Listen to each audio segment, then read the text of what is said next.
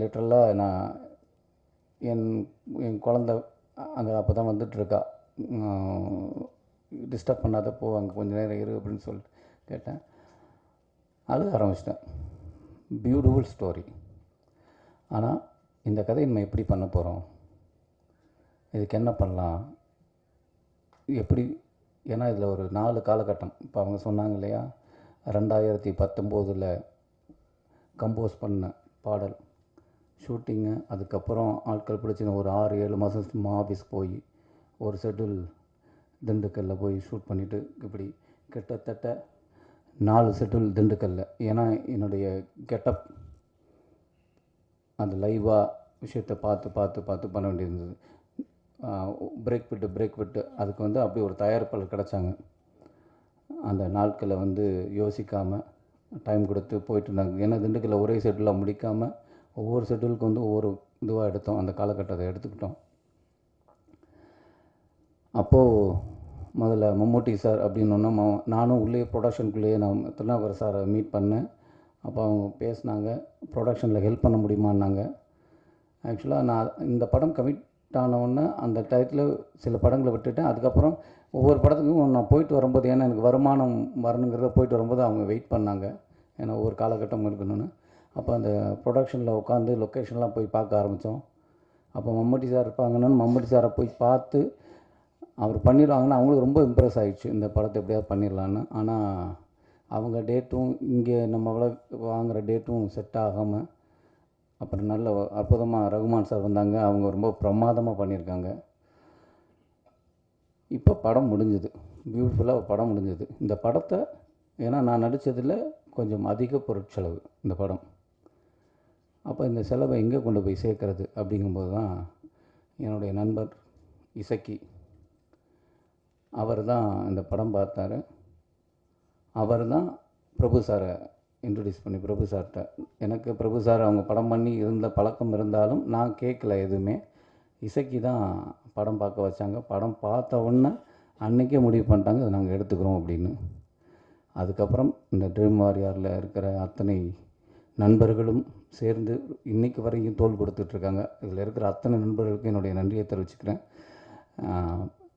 பிரபு sir ரொம்ப ரொம்ப நன்றி. உங்கள் கூட இருக்கப்பட்டுன்னு ஒரு எனக்கு ரீசண்டாக எனக்கு ஒரு வருமானத்துலேயும் சரி, எனக்கு புகழாகவும் அப்படி ஒரு படைப்பு கொடுத்தது. மறுபடியும் உங்கள் கம்பெனிலேயே நான் ஒரு நல்ல படத்தை நடிச்சிருக்கேன், ரொம்ப சந்தோஷமாக இருக்குது. நான் ஏன் இதை வந்து நடிகனாக இருக்கிறதுல பெருமைப்படுறேன் அப்படின்னா, முதல்ல இந்த மக்களுக்கு குறைகளை மன்னர்கிட்ட போய் சொல்லணும்னா ஆர்ட் ஃபார்ம் மூலமாக தான் சொல்ல ஆரம்பித்தாங்க. நடனத்தாலோ நாட்டிய நாடகத்தாலேயோ இல்லை நாடகத்தினா வழியாவோ இப்படி தான் சொல்ல ஆரம்பித்தாங்க. நான் முதல் நடிக்க ஆரம்பித்ததே கூத்துப்பட்டில் நாடகத்தில். அப்போ சோசியல் காஸ், நம்மளுடைய மக்களுக்கு தேவையான சின்ன சின்ன விஷயங்களை நாங்கள் தெருவில் நாடகங்கள் போட்டு சொல்ல ஆரம்பித்தோம், பிரச்சாரம் மாதிரி பண்ண ஆரம்பித்தோம். அப்புறம் எங்களுடைய நாடகங்கள்லேயே மக்களுடைய பிரச்சனைகளை எடுத்து நாடகமாக போட ஆரம்பித்தோம். இன்றைக்கி சினிமாக்கள் வந்து என்ன தான் என்டர்டெயின்மெண்ட் மீடியா பொழுதுபோக்கு சித்தம் நிறையா, இதே மாதிரி நம்ம மட்டும் சொல்லலை, நிறைய இயக்குனர்கள் நிறைய கருத்துக்களை சொல்லிக்கிட்டே இருக்காங்க. அப்படி எனக்கு சொல்லப்பட்ட ஒரு வாய்ப்பு தான் இந்த படம். இன்றைக்கி இருக்கிற பிரச்சனையை ரொம்ப அழகாக, இதை வந்து எப்படின்னா யாரையோ எதிர்க்கிறதாவோ இல்லை யாரையோ ஆதரிக்கிறதுக்காக இல்லை, இன்றைக்கி இருக்கிற மக்களோட மனநிலை, மக்களோட வழியை ரொம்ப அழகாக சொல்லியிருக்காங்க. இந்த படம் பண்ணும்போது நான் இந்த படம் பார்க்கல, நான் எல்லார்ட்டையும் ஒன்று சொல்லுவேன். நான் சின்ன வயசில் படம் பார்க்கும்போது ஊரில் சாமி படத்துக்கு எங்கள் அம்மா கூப்பிட்டு போவாங்க. அப்போ நான் தேட்டரில் உட்காந்துருந்தா அந்த பாடல் வரும்போது இந்த 2 பக்கமும் லைட் இருக்கும், அது அப்படியே எரிய ஆரம்பிக்கும். திடீர்னு ஆவேசம் வந்து ஒரு அம்மன் பாடல் வந்ததுன்னா ஊரில் இருக்க 2-3 பேர் 4 பேர் அப்படி ஆட ஆரம்பிச்சிருவாங்க. ஊரில் பார்க்கலாம் அந்த ஆவேசம்.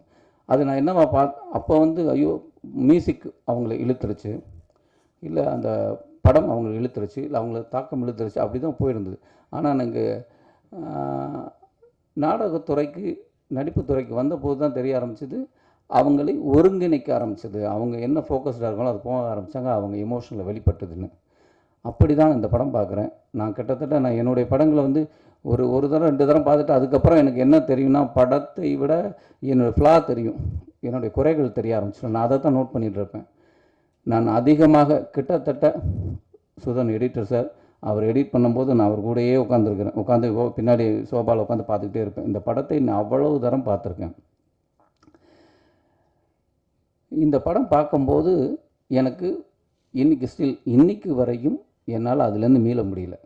இந்த படம் பார்க்கும்போது அத்தனை பேருக்கும் இதை நான் கண்டிப்பாக நான் உங்களை வந்து இந்த படம் ரிலீஸ் ஆகி போனதுக்கப்புறம் உங்களை நான் சந்திக்க தான் போகிறேன். நீங்கள் அப்போ கேட்கலாம். கண்டிப்பாக இதை பார்த்த அனைவரும் நீங்கள் அதுக்குள்ளே போயிடுவீங்க, உங்களை கனெக்ட் பண்ணிப்பீங்க. ஏன்னா இது வந்து நம்ம படம், இது ஒருத்தரோட படம் இல்லை, இங்கே இருக்கிற எல்லாரோடைய படம். இங்கே மட்டும் இல்லை, எங்கெல்லாம் பார்க்குறோமோ இந்தியாவில் இருக்கிற அத்தனை மனிதர்களோட படம். ரொம்ப அற்புதமாக எடுத்திருக்காங்க. அப்படி நான் ஒரு பிரச்சனையை என்னுடைய நடிப்பு தொழில் மூலமாக சொல்கிறதுக்கு ஒரு வாய்ப்பு கிடச்சிருக்கு. அப்படி தான் நான் சுப்ரமணியன் சார் ரொம்ப ரொம்ப நன்றி. எனக்கு இப்படி ஒரு படத்தை எனக்கு கொடுத்ததுக்கு ரொம்ப பெருமைப்படுறேன். நான் அந்த படம் நடித்ததில்லை, நான் இதுவரை நடித்ததில் இந்த படத்தில் நடித்தது நான் ரொம்ப ரொம்ப பெருமைப்படுறேன். அப்புறம் இதில்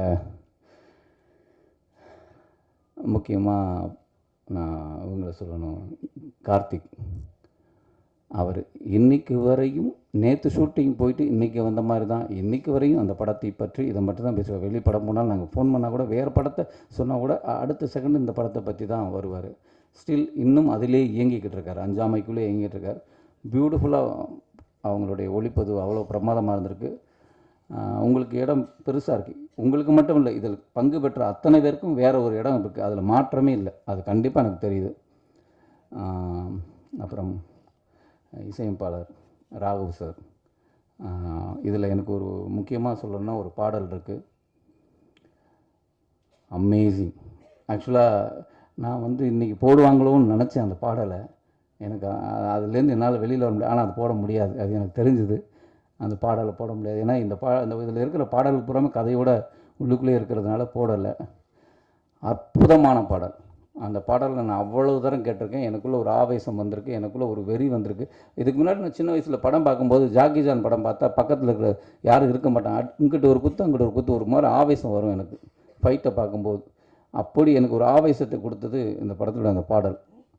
அதில் கிருத்திக் ஒரு இடத்துல வந்து பிரமாதம் ஒன்று பண்ணுவான், எக்ஸ்ட்ரானரியாக பண்ணுவான். அடுத்த தலைமுறை நடிகர் வரையும் நான் பார்க்குறேன். ரொம்ப பிரமாதமான ஒரு நடிகர், அவனுக்கு பெரிய ஃப்யூச்சர் இருக்குது. அப்புறம் எனக்கு வாணி மேடம் வந்து எத்தனையோ டிவி ஷோஸ் நாடகங்கள் பார்த்துருந்தாலும் எவ்வளவோ அவங்களோட படங்கள் பார்த்துருந்தாலும், ஏன்னா அவங்க வெரி குட் ஆக்டர்ஸ். அவங்க நல்ல நடிகைன்னு நம்ம சொல்ல தேவையில்லை, பிரமாதமாக. ஆனால் நம்ம எல்லாரும் பார்க்காத இன்னொரு நடிகை இந்த படத்தில் பாருங்கள். நான் தான் சொன்னேன், எனக்கு வந்து ரொம்ப பிடிக்கும் ரேவதி மேடம். அதுக்கப்புறம் நான் பார்க்குற இவங்க இந்த படத்தில் அப்படி பண்ணிட்டாங்க. அப்படியான ஒரு இடம் அவங்களுக்கு இருக்குதுன்னு நான் நம்புகிறேன். அவ்வளோ பிரமாதமாக பர்ஃபார்ம் பண்ணியிருக்காங்க. அதுவும் குறிப்பாக அந்த பாடல் காட்சிக்கு முன்னாடி எனக்கு நடக்கிற ஒரு விஷயம் வந்து எக்ஸ்ட்ரானரி. அவங்க ரொம்ப பியூட்டிஃபுல் ஆர்டிஸ்ட்டு. மாறி தான் போகிறேன். சுதன் சார் சொல்லணும், எடிட்டர். அதிகம் பேச மாட்டார். அவர் வந்து உட்காந்துருக்கல இதே முகம் தான். அப்போ பார்த்ததும் ஒரு கடுகடுன்னு ஒரு முகம் இருக்கிற மாதிரியே தான் இருக்கும், அப்படியே தான் இருப்பார். ஆனால் அப்புறம் தான் அவங்க சொல்லுவாங்க, விருமாண்டி அவங்க தான் பண்ணாங்க, பருத்தி விரணும், ஏன்னா இவ்வளோ பிரமாதமான 2 அற்புதமான படைப்பை பண்ணாங்க. எப்போதுமே அவர் ஒரு மூடுக்குள்ளே இருக்கார் அப்படின்னு. பியூட்டிஃபுல்லாக மார்னிங்லேருந்து சாயங்காலம் வரை இப்படி பண்ணலாம் அப்படி பண்ணலாம். அந்த எடிட்டிங்குள்ளேயே அவர் சொன்னார்ல, இளையராஜா சார் மாதிரி சிம்பனி எடிட்டிங்கில் ஒன்று பண்ணியிருக்காரு அப்படின்னு. அப்படியான ஒருத்தர் தான். ரொம்ப பிரமாதமான அவர் வேலையை காட்டியிருக்காங்க. அப்புறம் பாலச்சந்தர் சார், அவங்கள வந்து நான் லொக்கேஷன் எனக்கு இல்லை, ஒரே ஒரு ஷாட் மட்டும்தான் இருந்தது அந்த டயத்தில். ஆனால் நான் நடிக்கிற அந்த 10 நாள் வேணால் அந்த ஷூட் ஃபுல்லாகவே நான் இருந்தேன், வேறு எங்கேயும் போகல. இந்த ஷூட்டிங் இருக்குன்னா அந்த ஷூட்டிங் நாளில் வந்து நான் அங்கே போயிடுவேன், வேறு ஷூட்டிங் போக மாட்டேன். அப்போ தான் அவங்கள பார்த்தேன். அந்த கோர்ட்டையே அப்படி கட்டி அப்படி வச்சுருக்காரு. அந்த கோர்ட் சீக்வன்ஸ் பார்த்திங்கன்னா அவருடைய பிரமாதமான ஒரு விஷயம் அதில் வெளியில் வரும். ரொம்ப பிரமாதமாக பண்ணியிருக்கேன். ஏன்னா நான் அதுக்கப்புறம் தான் எனக்கு தெரியும், அவங்கள வந்து யூடியூப்பில் நிறைய அவருடைய ஸ்பீச் அதெல்லாம் பார்க்குறோம். ஓ இதுதான் அது, அவர் இவ்வளோ பிரமாதமாக பண்ணுறதுக்கு காரணமே அவர் ஆல்ரெடி அவர் இவ்வளோ பெரிய ஆளுங்கிறது எனக்கு அங்கே பார்த்து தான் தெரியும். அப்புறம் சிங்கம் மாதிரி உள்ளே வந்தார் சார். வந்து ரொம்ப எக்ஸ்ட்ரானரி அவருடைய பர்ஃபார்மன்ஸ். எனக்கு யார் அது ஜென்ரல் யார் பண்ண போகிறான்னா அவர் வரும்போது ஒரு ஒரு பெரிய ஒரு தன்மை இருக்கும். அதை இந்த படத்தில் ரொம்ப பிரமாதமாக பண்ணிட்டாங்க. அந்த அந்த அந்த கோர்ட் சீக்வன்ஸில் பார்த்தீங்கன்னா ஒரு பக்கம் சார் அவங்க, அப்புறம் ரகுமான் சார், அப்புறம் இந்த பையன், அதுக்கப்புறம் டாக்டர்ஸ், இதில் இன்னும் ஒரிஜினலாக 2-3 டாக்டர்ஸ் நடிச்சிருக்காங்க. எல்லோரும் பார்த்திங்கன்னா இது படம் மாதிரி இருக்கார், அவ்வளோ இயல்பாக பண்ணியிருக்காங்க. அப்போது எல்லாருமே தயாரிப்பாளர்களுடைய நண்பர்கள். அவங்க வந்து இந்த கதைக்குள்ளே எல்லாருக்குமே ஒரு நோக்கம் இருந்திருக்கு. எல்லாம் ஏன்னா இது அதான் சொல்கிறேன், இது வந்து ஏதோ கற்பனை கதையோ இல்லை எதையோ ஈடுகட்டி எடுக்கிறதோ இல்லை ஒரு விஷயத்தை மிகப்படுத்தி சொல்கிறதோ அப்படி இல்லை. இது உண்மையாக நடந்த விஷயங்களே நடக்கிறத ரொம்ப அழகாக காட்டியிருக்காங்க. அதனால இது எல்லாருக்குமே இதில் பங்களிப்பு இருக்குது. அவங்க நடித்தது ரொம்ப உள்வாங்கி பண்ணியிருக்காங்கன்னா அவங்க அப்படி உள்வாங்கியிருக்காங்க. அப்புறம் இந்த படத்தில் பேக்ரவுண்ட் மியூசிக் கலா சார், ரொம்ப நன்றி. நான் ஃபஸ்ட் டைம் உங்களை சந்திக்கிறேன். ரொம்ப ரொம்ப நன்றி உங்களை சப்போர்ட் பண்ணதுக்கு. இந்த படத்துக்கு பெரிய தூண் அப்படின்னா நான் யாரை சொல்லுவேன்னா குமாரை தான் சொல்லுவேன். குமார் வந்து தூணிலும் இருப்பான் துரும்பிலும் இருப்பாங்கிற மாதிரி தான் இந்த படத்துக்கு குமார் வந்து அங்கே கொடுக்கணும் அங்கே இருப்பார், இங்கே கொடுக்கணும் இங்கே இருப்பார், அங்கே இருப்பார். ஸ்டில் இன்றைக்கி வரைக்கும் குமாரோட உழைப்பு. குமார் நீங்கள் ஆக்சுவலாக அவரும் டைரக்டர் ஆகணும்னு ஆசைப்படுற ஒரு ஆள் தான். நானும் கூட சொல்லுவேன், நீங்கள் ப்ரொடக்ஷனுக்கு என்ன வாங்க எனக்கு மேனேஜராக இருந்திருக்குன்னு நான் கேட்டுகிட்டு இருந்தேன். ஆனால் அவருக்குள்ளேயும் கதை எழுதணும், டைரக்ட் பண்ணணுன்னு உங்களுக்கு அது மாதிரி நான் ஒரு இடத்துல உங்களையும் நான் பார்ப்பேன். அப்படி ஒரு ஒர்க் பண்ணியிருக்காங்க. அப்புறம் இதில் இருந்த உதவி இயக்குநர்கள் அனைவருக்கும் என்னுடைய நன்றி நடிச்சுக்கிறேன்.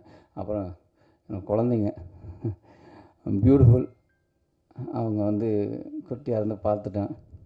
ரொம்ப சந்தோஷமாக இருக்குது அவங்கள இங்கே பார்க்குறதுக்கு. ஏன்னா இவங்கெல்லாம் இல்லாமல் இப்படி ஒரு படம் இல்லை. அதுக்கப்புறம் நீங்கள்லாம் இல்லாமல் இப்படி ஒரு படம் இல்லை. அப்புறம் சொல்லலாம் மக்கள்லாம் இல்லாமல் இப்படி ஒரு படம் இல்லை.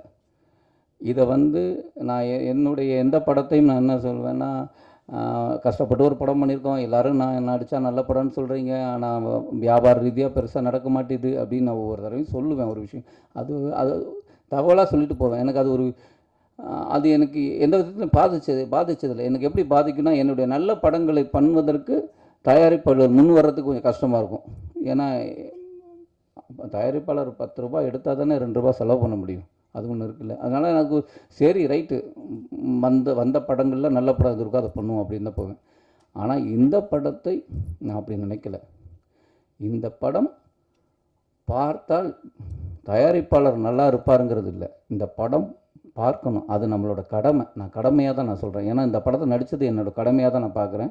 அது மாதிரி தான். ஏன்னா இந்த படம் நடித்தது பணம் வாங்கிட்டு தான் நடித்தேன், ஃப்ரீயாக நடிக்கலை, பணம் வாங்கி தான் நடித்தேன். ஆனால் அத்தனை நாளும் நான் வந்து இதில் என்ன வேலை செய்யணும்னு இல்லை, எல்லா வேலையும் செஞ்சுருக்கேன். இந்த படத்துக்குள்ளேயே நான் ட்ராவலாக இருக்கேன். நான் நிறையா படங்களை விட்டுருக்கேன். இந்த படத்துக்காக நான் நிறைய படங்களை விட்டுருக்கேன். ஏன்னா இந்த படம் பண்ணது நான் நடிக்க வந்ததுக்கான ஒரு அர்த்தம் இந்த படம் நடித்ததில் இருக்குதுன்னு நான் நம்புகிறேன். அப்படியான படம் தான் இது. இன்னும் வேறு யாரையா விட்டுட்டேனா இல்லை எங்கேயாவது மாறிட்டேனான்னு தெரியல. ஏன்னா இந்த பொதுவாக நான் எங்கே ஏதாவது பேசும்போது வந்து எதையும் யோசிக்க மாட்டேன். என்ன நடந்தது தானே பேச போகிறோம் அப்படிங்கிறது தான் இருக்கும். அப்போ எனக்கு இந்த படத்தில் நடந்தது தான் பேச போகிறோம் இருக்கும். ஆனால் எந்த விதத்துலேயும் எனது இது படம் முழுக்க கதைக்குள்ளே இருக்குது, கதையை சொல்ல வேண்டாம். அதே நேரம் எந்த விதத்துலையும் எதையும் விட்டுறக்கூடாதுங்கிற ஒரு மனநிலையும் எனக்கு இருக்குது. அவ்வளோதான். நீங்கள் இந்த படத்தை 2-3 நாளில் நீங்கள் படம் பார்த்துருவீங்க. கண்டிப்பாக நான் இப்பயும் சொல்கிறேன், உங்களுக்கு நீங்கள் இதே இடத்துல தான் என்னை இருகப்பட்டிருக்கும் ஆரத்தழுவுனீங்க, பயணிகள் கவனிக்கும் ஆரத்தழுவி உங்கள் பாராட்ட சொன்னீங்க. நான் இப்போ சொல்கிறேன், எல்லாருமே நீங்கள் பாராட்டினே நான் ஏற்றுக்கிறேன். ஏன்னா எனக்கு தெரியும் அப்படி ஒரு படத்தை நான் கொடுத்துருக்கேன். ரொம்ப நம்பிக்கையோடு சொல்கிறேன். ஓவர் கான்ஃபிடென்ட்லாம் இல்லை. படம் பார்த்துட்டேன், இது நம்ம படம், நம்மளன்னா வேறு யாரை நம்ப போகிறோம் அப்படிங்கிற நம்பிக்கையில் போகிறேன். இப்படி ஒரு படத்தை தயாரித்ததற்கு திருநாவுக்கரசு சார் வந்து ரொம்ப பெருமைப்பட வேண்டிய விஷயந்தான். அவர் பெருமையோடு தான் இந்த படத்தை தயாரித்தார். ஆனால் கண்டிப்பாக அவருக்கு ஒரு கௌரவத்தை கொடுக்குது. அதே மாதிரி எங்களுக்கு பெரிய சப்போர்ட்டை கொடுத்தா ட்ரீம் வாரியர்ஸ், அது என்றைக்குமே மறக்க மாட்டேன். இன்றைக்கி இத்தனை பேர் எனக்கு ஊரிலிருந்து எங்கேருந்தோ சொல்லும் போதோ ட்ரீம் வாரியர் படமா அவங்க வாங்கியிருக்காங்களா, அப்போனா சரியான படமாக இருக்கும் அப்படிங்கிற ஒரு பெரிய நம்பிக்கை எங்கள் விதைச்சிருக்காங்க. அந்த நம்பிக்கை எங்களுக்கு கொடுத்ததுக்கு ரொம்ப ரொம்ப நன்றி சார். தேங்க்யூ.